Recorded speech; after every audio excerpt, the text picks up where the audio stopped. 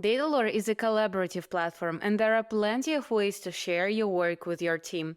Probably one of the most important Datalore features is notebook sharing. You can share a notebook with colleagues simply by sending them a link or email invitation and specifying the access rights, either view or edit. Collaborators can then comment on cells and work on your code with you, and you can help each other answer tough data questions in real time. The data, environment, and computation state will be shared automatically. When collaborating on a notebook, you can keep track of changes using the internal versioning tool.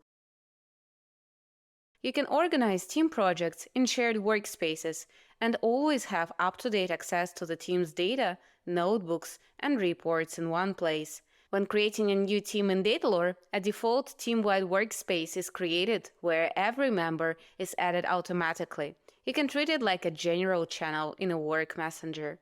With team workspaces, you'll no longer have to worry about notebooks being left on local machines or merging conflicts when committing to Git. Everyone on your team will have real-time access to the latest versions of the project artifacts.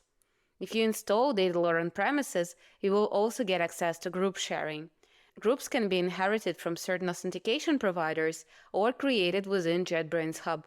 An authentication module will ship together with Datalore on premises.